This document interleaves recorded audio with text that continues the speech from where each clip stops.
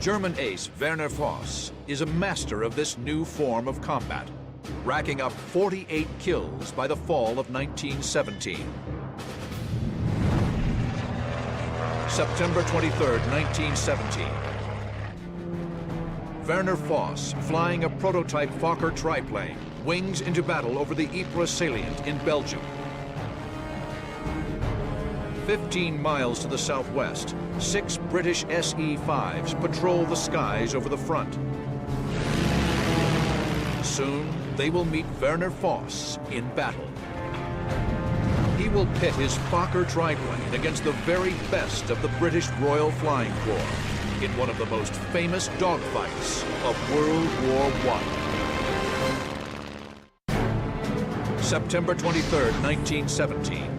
6 British SE-5 fighters cruise over the Western Front near Houten, Belgium. The SE-5s are B Flight of 56 Squadron.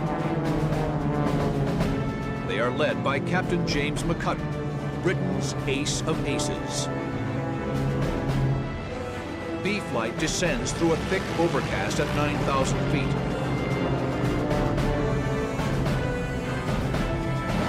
Below the clouds, unseasonably warm, humid air whips through their open cockpits.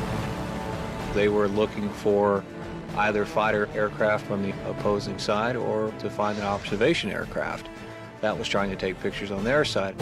Flak bursts menacingly around them. The first anti-aircraft guns were nothing but field artillery, modified to fire vertically.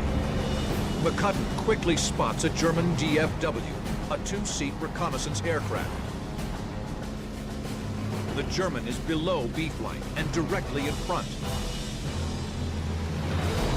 McCudden pitches over into a dive to make a lightning-quick attack run. At 50 yards, he opens fire with a Lewis machine gun mounted on the top wing.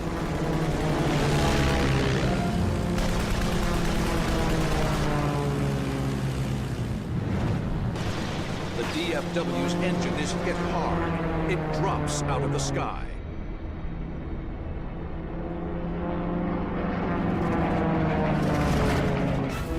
But as B Flight pulls up, McCudden spots something in the distance. We saw ahead of us, just above Polkapelle, an SC half spinning down, closely pursued by a silvery blue German triplane at very close range. The SE-5's tormentor is German ace Werner Voss.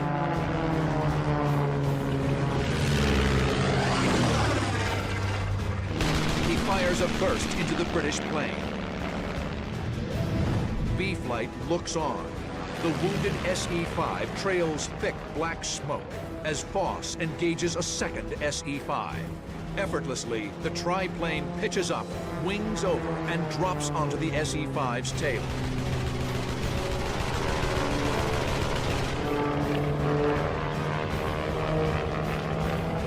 With 56 Squadron looking on from above, the triplane has made quick work of 2 SE-5s. Voss's Fokker Triplan is a prototype aircraft, though slower than most fighters on the front. Its 3 wings give it astonishing maneuverability. McCudden and 56 Squadron's Scout Experimental 5A, or SE-5A, operational in May 1917, is easy to fly and an extremely stable gun platform. Both planes are heavily armed with 2 machine guns. The SE-5, with a top speed of 130 miles per hour, is faster than the Fokker, but the Fokker is more maneuverable. B Flight is now above and behind Voss, in perfect attack position. McCudden and Rhys Davids will lead the attack. Keith K. Muspratt and VP Cronin will follow. The remaining 2 members of B Flight stay up high as top cover. McCudden signals the attack by rocking his wings.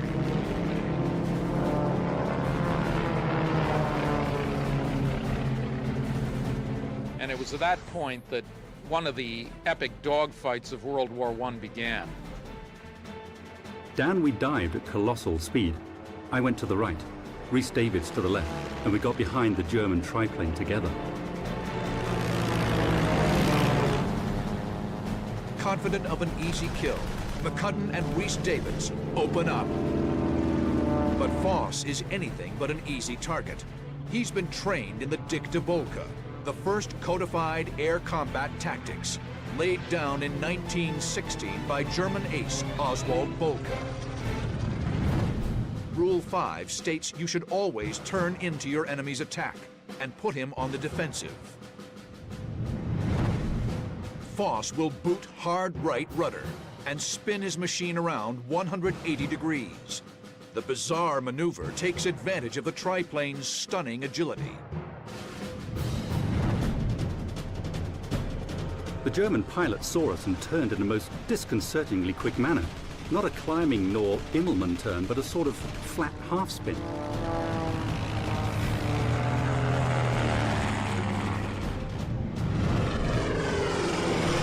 The DR-1 triplane, having 3 wings, had an exceptional amount of lift to it.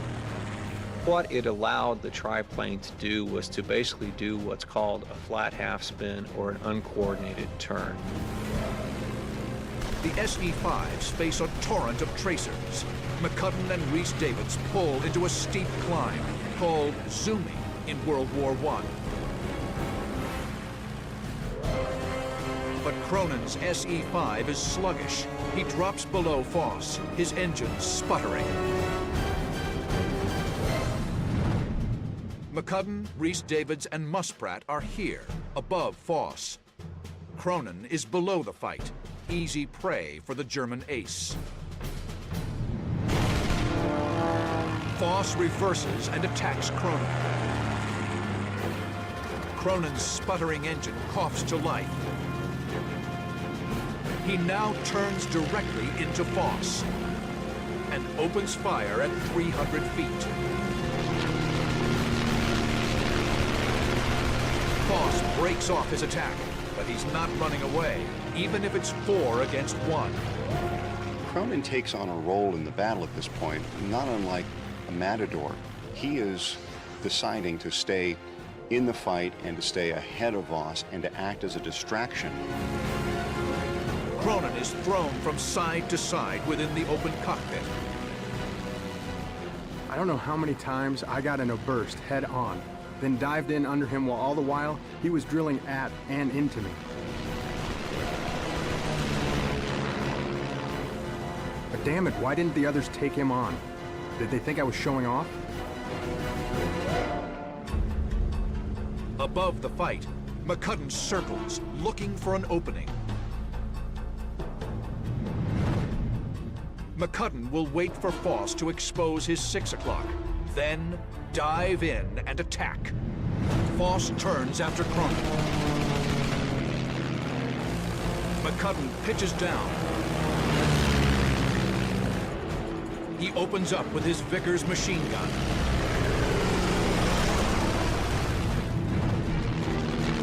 But in the blink of an eye, Voss reverses, returning fire with his twin Spandaus.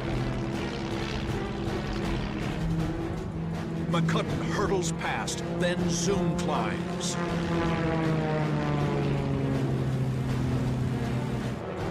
Voss maneuvers bravely in spite of the odds.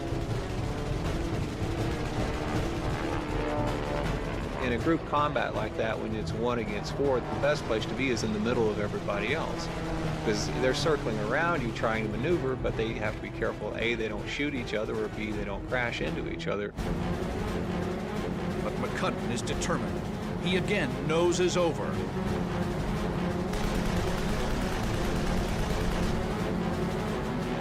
No sooner do McCudden's guns spark to life than Voss pulls his nose to bear. Hot German lead tears through McCudden's SE-5, shredding fabric and wooden wing spars. Voss appears invincible at the controls of the triplane. The airplanes of that era were creatures of the air. You felt every input that you gave to the controls. You had cable connections to the ailerons, the rudder, the elevators. Not at all like today, where we have fly-by-wire jets where you move a control stick 1/8 of an inch and you get a knife-edge flight all of a sudden. Voss's mastery of his machine finally catches up to VP Cronin. His SE-5 has taken severe damage. He finally got too close to me, and I resorted in desperation to the old method of shaking a pursuing machine. He puts his aircraft into something that looks like a spin, almost as if he's either been incapacitated or the aircraft has been somehow disabled. After a couple of revolutions, it appears that Voss actually buys it and lets him fly away.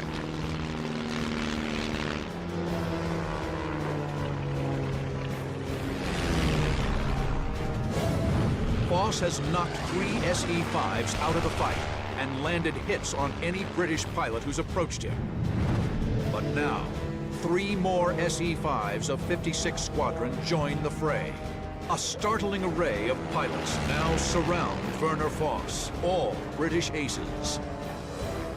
The light and agile triplane could easily climb above the combat and escape, but Voss savors the thrill of the dogfight. The German ace is destined for glory or death.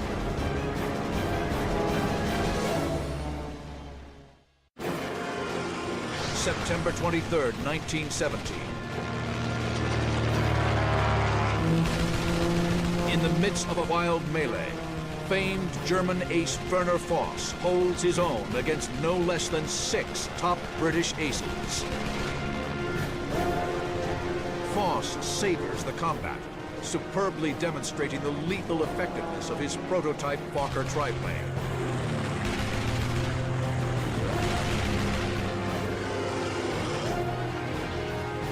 His stick and throttle ability, his ability to fly in a disciplined way in a fight, his ability to stay not calm, but to keep his wits about him in these very stressful situations. If he were flying with us today, he'd probably be one of the best.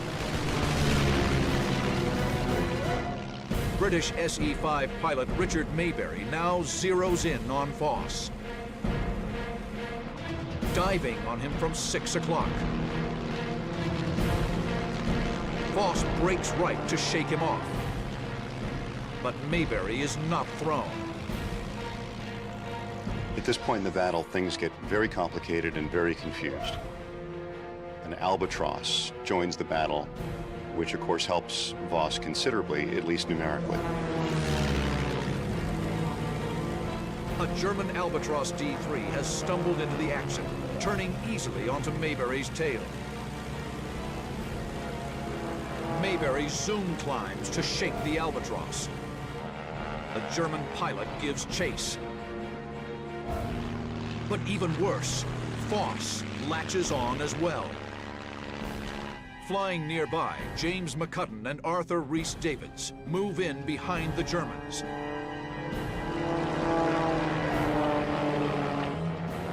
And for a moment, the battle is transformed into a wild, twisting tail chase. The Germans are sandwiched between the British. The Albatross pitches up, zooms, then drops in behind McCudden and Rhys-Davids. The German yanks the stick back. The gut-churning loop puts him squarely behind the British. Unfortunately for Rhys-Davids, the Albatross manages to unload his guns into his airplane.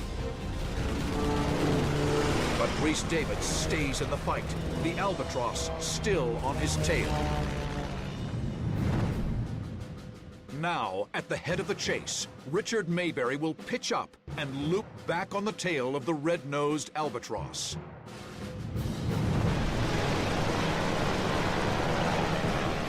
Mayberry yanks the stick back, throwing his SE-5 into a dizzying acrobatic maneuver. He fires from point-blank range. The wounded Albatross plummets. Voss is alone once again. He zooms, distancing himself from the slower climbing SE-5s.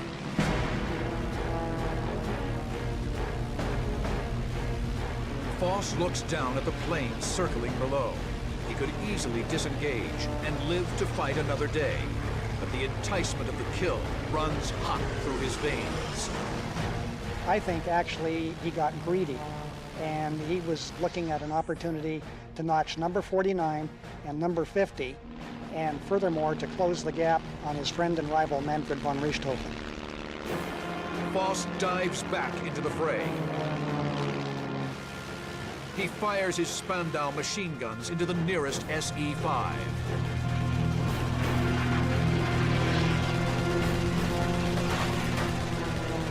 Its engine pummeled. The British pilot dives out of the fight. The dogfight rages above no man's land.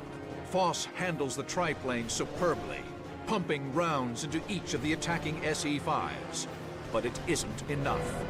The thing that's unfortunate for Voss is that he never really put enough planes out of commission to gain any sort of advantage. All the bullets he put into all those planes, he never drew a drop of blood from any of those opponents. To the British, Voss seems invulnerable. The triplane was still circling round in the midst of 6 SEs who were all firing at it as opportunity offered. And at one time I noted the triplane in the apex of a cone of tracer bullets from at least 5 machines simultaneously, and each machine had 2 guns.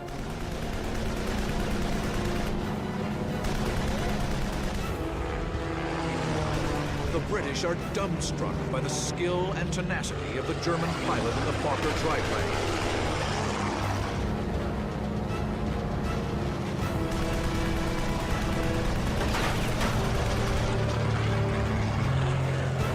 But Werner Voss's luck is about to run out. Voss is here. British ace James McCudden is here. They'll streak in, head on. But Voss doesn't see another SE-5 coming in from the side. The SE-5 on the side watches the merge. Then opens fire. Rounds slam into the triplane's cockpit and fuselage. Voss stays aloft, but for the first time in the battle, he takes no evasive action. Then Arthur Rhys-Davids dives on Voss from behind. He empties his Vickers machine guns into the triplane.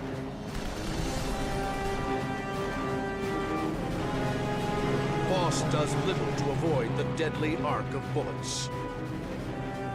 Given how much he straightened up and how the ferociousness of his maneuvering had abated, that he was wounded, and he was probably starting to have some difficulty maintaining consciousness.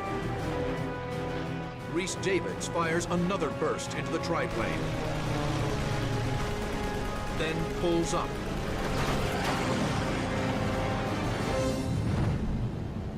James McCudden is the only pilot to witness Voss's final moments.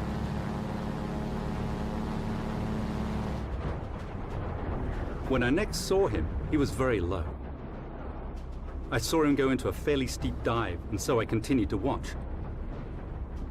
And then saw the triplane hit the ground and disappear into 1,000 fragments. For it seemed to me that it literally went to powder. After 10 minutes of ferocious combat, Werner Voss is dead at age 20. The German ace shot holes through every plane that attacked him, but incredibly, all returned to base.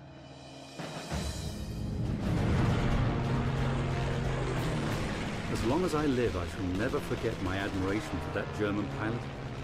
His flying was wonderful, his courage magnificent, and in my opinion, he is the bravest German airman who it has been my privilege to see fight.